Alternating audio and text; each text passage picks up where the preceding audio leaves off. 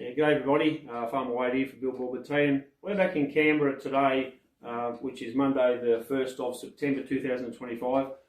We're talking with Tyron Whitten, one of the latest and newest One Nation senators, and we're very appreciative of Tyron's time, given that there's been some pretty big days and putting in some pretty serious hours. So thanks for that. And I know the whole thing with the politics, it never ends. Like you think you sign up for 9 to 5, you forget that. No chance.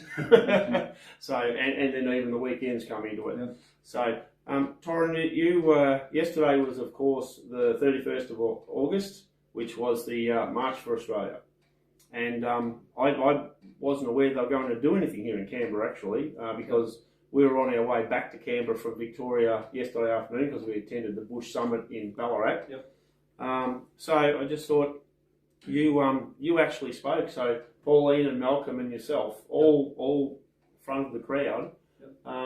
And you know, I think that there was a fair bit of possibility of some pretty serious conflict happening, particularly based on what we saw in Melbourne as one of the areas there in Sydney. Brisbane. So I think it was pretty good that you and Pauline and Malcolm just decided to go, let's go and talk to the people. There was a lot of scaremongering from the other side of politics and the mainstream media, but we decided we wanted to march with the everyday Australian anyway. Absolutely. Yes. We're advised by the Federal Police that probably not a great idea, but that wasn't going to stop us. So Pauline made the decision, and her and Malcolm flew down from Queensland. I was already here for the weekend. And we marched with so many people.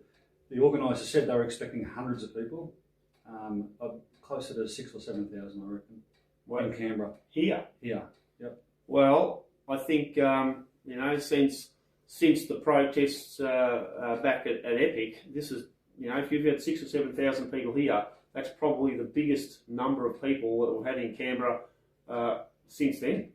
So, well, the capital of Australia, and the people were out in force. Yep. And I really see that it's interesting that the vast majority of flags we saw were the blue ones. Yep. There's a lot of we get into a lot of trouble talking about the blue one or the red one and what have you. But I think when we see people burning the Australian flag, I think that unites the country. Absolutely, yeah. It's not a crime in Australia to burn the flag, funnily enough. But I'd like to get that changed. It should be a crime. Some people will argue that freedom of speech or freedom of expression. Well, I will back freedom of speech to the absolutely the cows come home. As do we. But burning a flag is an act. If you say it's okay for that act, then what other acts are okay? Can I go and graffiti a building? Can I burn a car? Where does it stop? I would argue acts are not freedom of expression in terms of freedom of speech, which I support. And similarly, we also support freedom of speech, 100%. That's what we defend, and that's why we're here talking to you, because we want our politicians to at least have one media outlet or a lobby outlet, or what Billboard Battalion is, because the mainstream media just will not give decent people who are honest or free run. And there were so many decent people at ESA, just mums and dads and kids and ordinary Australians who just want a bit of normality when it comes to the mass migration event that's going on. And it's not sustainable, and that's what we're arguing about.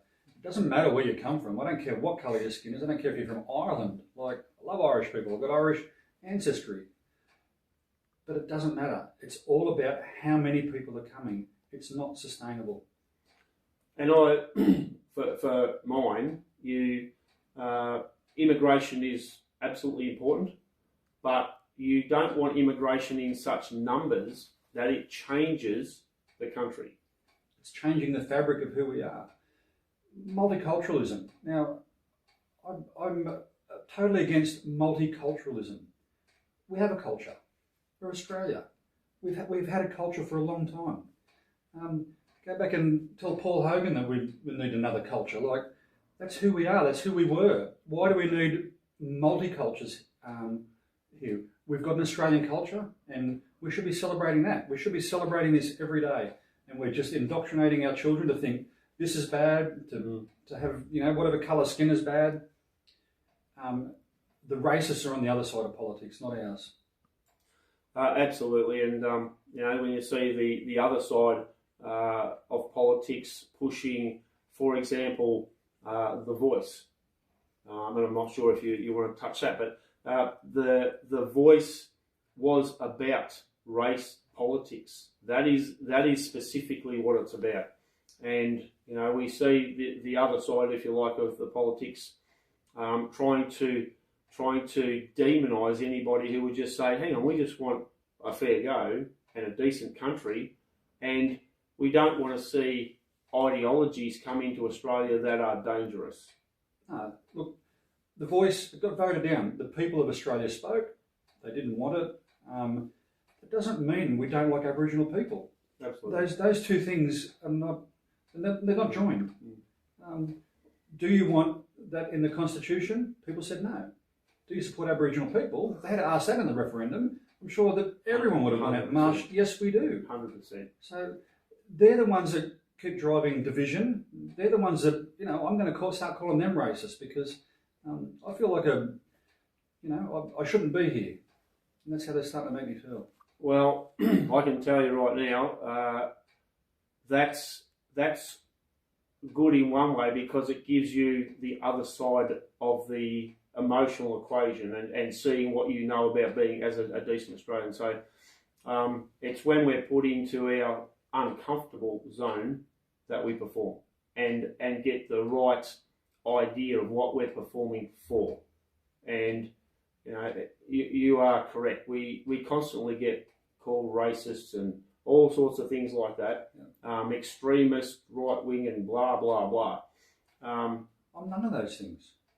I am so far removed from any of those things. I don't support any of those things. So the fact that they say it, I just look blankly at them like, you've never spoken to me. What do you mean? You don't know me. How could you possibly come to that assessment just by looking at me? Absolutely. Or that I stand beside Pauline Hanson? Like, your theories are just water. And I can tell you right now, the people, if they had to live in some of the other countries, and it's very interesting to see that, we get a lot of university people and the lefty woke kind of people who, say, oh, we stand for, some other country. I think if they went there and were forced to live the way they do, I think they'd have a very serious different attitude. And I think they should educate themselves on reality, not just the indoctrination that they're having rammed down their throat at universities and with the left-wing media and all that sort of thing. Where reality crashes into ideology, it's pretty ugly. But people need to educate themselves on what they're actually talking about. And it goes lower than that. I mean, I'm sure a lot of these ideologies are slipping into primary school and, God forbid, kindergarten, that because you love your flag, love your country, you're a racist. I don't know how that would make a little kid feel because I never had that when I went to school. I was taught to, love your country, love your flag, be proud of who you are and where you come from. And that does not equate to you hate everybody else. Exactly. It's just, it's a concept that I just can't figure out how they're joining them together. Well, we see the kids in schools these days, they're being indoctrinated with so much rubbish. I'm surprised the kids can even think straight. Any wonder they can't read and write or do maths because they learn about so much other garbage. Yeah. Yes. Out of control. Absolutely. So, and we're seeing, a shift in culture here that is coming from another ideology completely that does not fit in with Australian values, and in particular the values that we hold for Australian women. We're seeing a lot of things start to creep in that is not good, and I think people need to once again educate themselves on what they're actually talking about and supporting, because that could take a fairly big dive. Yep. And I just think that we see a lot of conflicts globally. Why would you want to import all those elements of those conflicts into your country or England or America, Germany, France, most of Europe. You know, this is becoming very, very serious. Look, we'll be signing a pledge tomorrow, the other senators and I, supporting women. Now, okay. Yeah, so we've got an event going on, but we've had a woman queen, we've had a woman prime minister, we've got a woman governor general, a woman president of the Senate. My wife's a woman, my daughter's a woman, my mother's a woman, my boss is a woman. I'm surrounded by strong women. Yes. What about the men? Who's fighting for men at the moment? And that's another fight I'll be taking up soon, so that the men start having a voice as well, an equal voice. Yeah, and that over probably the last 30 years has been a thing that socially has been attacked. And I mean that's a discussion for another day. But you know, we really do need to see even women stand up against what we're talking about now and say we don't want other cultures that treat women like animals. Yeah. We don't want that. Where are all the Australian women who would stand up and say, I don't want that for my daughter? You only have to look at what happened in Iran. How they changed from a Western country to a not Western country like that. Yeah. Look, good moral people quite often are scared and worried about standing up against this because someone will call them a racist.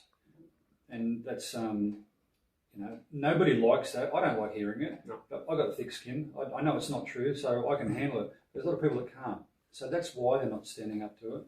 But they should. We all should stand together and unite to look out for women and young girls coming in, up through the country. It's a disgrace what we let happen to them. It is, and I just finished possibly on saying, we constantly hear about we need quotas for women. However, if you look at the Australian Parliament and you look at the amount of what we hear about, we've got to have more women in Parliament, blah, blah, blah. Well, you've got to have decent people. Whether they're male or female is irrelevant. It doesn't matter. And I would just say, if when we hear some of the women in Parliament, and particularly on the other side, who talk about, we need more women and we've got to get them in positions of power, blah, blah, blah, I would just remind them, how did the women in the Australian Parliament treat Pauline Hanson? Now, as far as I know, Pauline Hanson, unless I know different, is a woman, but look at how she was attacked by other women. Yep. So don't give us this crap about quotas and everything and all this rubbish. Yep. Okay, let's look at the actual facts of what they do. Yep. So, do you have to go? And that's the bells, and I've got to go. Well, what a perfect. All right. Well, thanks very much for that, and we'll look up. We'll look out and Aussie. Absolutely. All right. Thanks for that. All right.